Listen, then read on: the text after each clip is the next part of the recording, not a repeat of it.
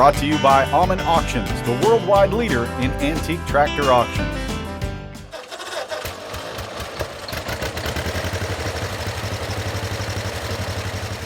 From what I understand, working with John Deere in their archives, either my LA John Deere is one day older than me, or I'm one day older than it. We couldn't get a definite day that it shipped. We do know that it was made the same day that I was born, but the day it was shipped is what they go on.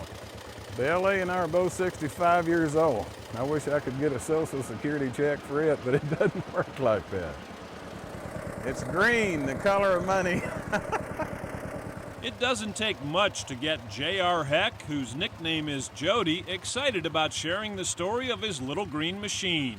Well, it's a little 1942 LA John Deere. It was made for just a single guy not farming a lot of acreage many, many years ago when farmers were making the transition from horses to tractors. John Deere LA, Jody and his wife Earlene all live in Sedalia, home of the Missouri State Fair. Of course, with the love he feels for this little tractor and the matching green wagon he built from scratch, you just know Jody Heck is a lifelong John Deere man, right? Not necessarily so. This is the first John Deere I ever had. I've always been raised on International Harvester. Turns out Jody likes tractors both green and red.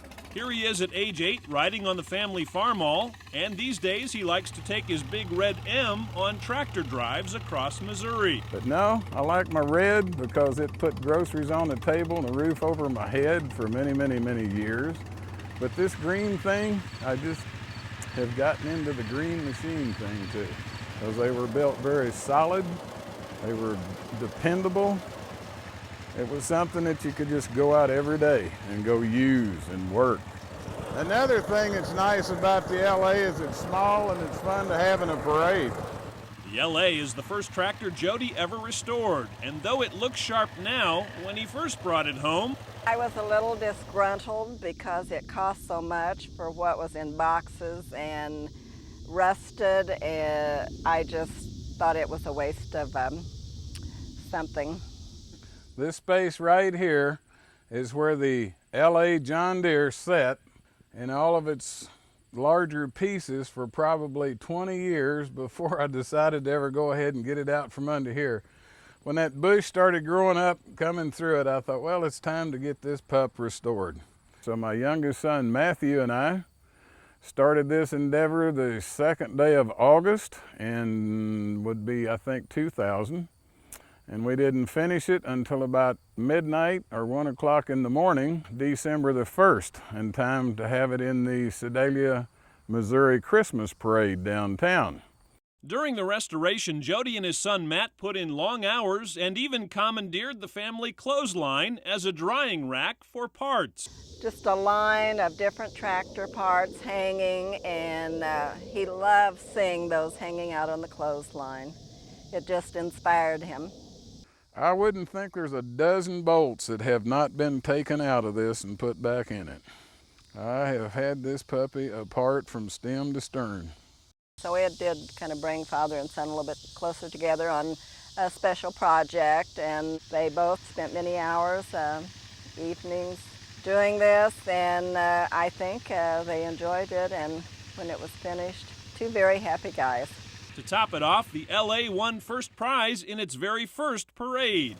With its John Deere two-cylinder vertical engine developing 13.1 horsepower at the drawbar, Jody's LA runs and looks the way it did when it came from the factory, with a few changes like the John Deere yellow spark plug wires. So, well, it ought to have that. So we just spivved her up a little bit.